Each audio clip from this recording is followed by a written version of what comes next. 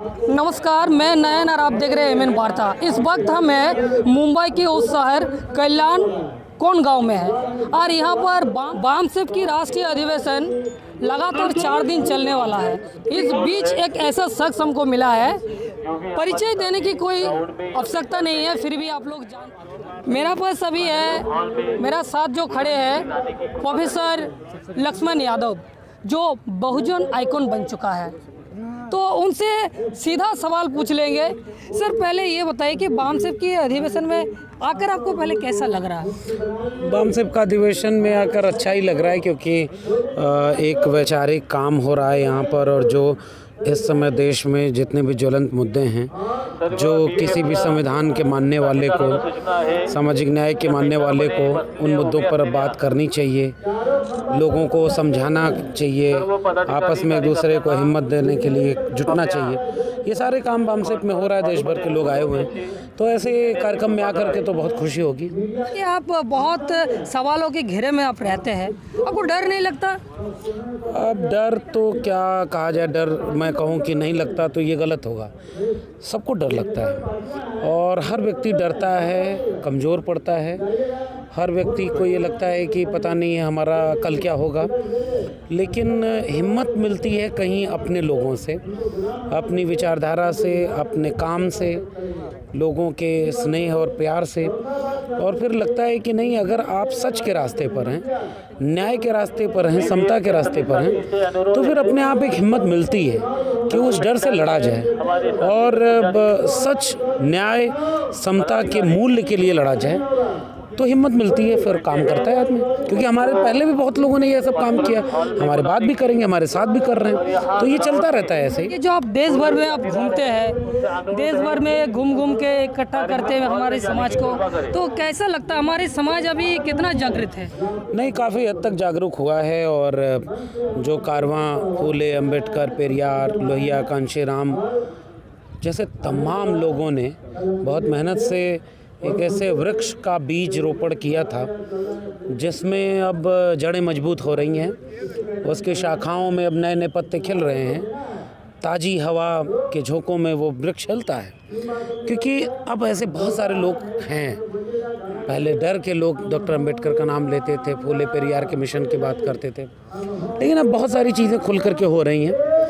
हाँ, लेकिन जितना होना चाहिए, जितना तेज़ी से होना चाहिए, अभी उसमें बहुत काम बाकी है।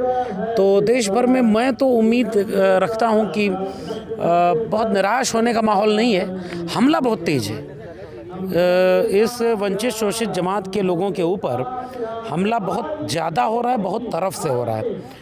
इसलिए जितना ज़्यादा सजग होना चाहिए, जितना एकजुट होना चाहिए, वहाँ भी और काम किए जाने की ज़रूरत है।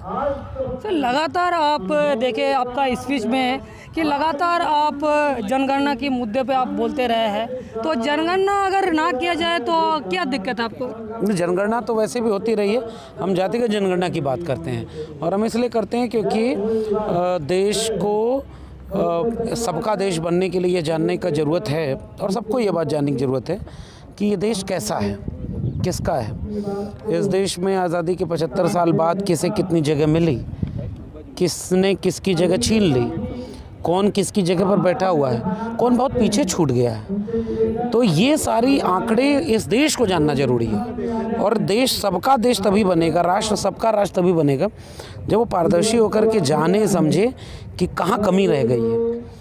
बीमारी को पकड़ना बहुत ज़रूरी है, बीमारी पर बात करना बहुत ज़रूरी है, बीमारी को बीमारी मानना बहुत ज़रूरी है, और उसके बाद ज़रूरी है इलाज। तो जाति जनगणना इस देश की जातिगत गैर बराबरी, विषमता की एक बीमारी का लिटमस टेस्ट है। जाति जनगणना कर लेने से जातियां ख़त्म नहीं हो जाएंगी, जाति जनगणना कर लेने से जातिगत अन्याय रुक नहीं जाएगा, आंकड़ा सामने आ जाएगा। फिर एक देश को यह सोचने और समझने का मौका मिलेगा कि कहाँ काम करना ज़्यादा ज़रूरी है, कौन सी चीज़ पीछे छूट गई, कहाँ बराबरी बनाने की ज़रूरत है, कौन किसका हक ज़्यादा छीन रहा है। ये राष्ट्र का सवाल है, ये किसी SC ST OBC का सवाल नहीं है। कास्ट सेंसस इस पूरे राष्ट्र का सवाल है। जैसे ये प्रेशर बढ़ा है, वो सेंसस ही नहीं करा रहे, वो जनगणना ही नहीं करा रहे। देश में सारा काम हो रहा है, जनगणना नहीं हो रही है। क्यों? बिल्ली का भी हो रहा है सर। वो तो पहले हुआ था, अब तो कुत्ते बिल्ली का भी नहीं गिन रहे, क्योंकि जातियां गिननी पड़ेंगी। ये देखिए, उम्मीद तो है ना, दलित बहुजन इतना मजबूत तो हुआ है ना कि उसकी बात का असर दिखने लगा है। और सर, ये जो आप मुद्दे पे बोलते रहते हैं, तो अभी देश की जनता को, ये बहुजन समाज को क्या संदेश देना चाहेंगे? संदेश, मेरा कोई संदेश अलग से नहीं है। मेरा संदेश केवल इतना ही है कि अपनी विचारधारा से जुड़ें, अपने बच्चों को अच्छी तालीम दें, अच्छी शिक्षा दें, अपने जड़ों को समझें, पहचानें, संविधान, मंडल कमीशन और ऐसे तमाम चीज़ों को पढ़ें, समझे, जानें, नफ़रत को हराएं, मोहब्बत को जिताएं, न्याय और समता का भारत बनाएं, जैसा हमारे महापुरुष चाहते थे। बहुत शुक्रिया। तो ये थे लक्ष्मण यादव जी। तो ठीक इसी तरह से बहुजन समाज की हर तरह की न्यूज़ देखने के लिए चैनल को सब्सक्राइब करना ना भूलें। अगर फेसबुक में देख रहे हैं तो चैनल को फॉलो करें। अब तक के लिए बस इतना ही। जय भीम, जय भारत, जय मूल्यासी।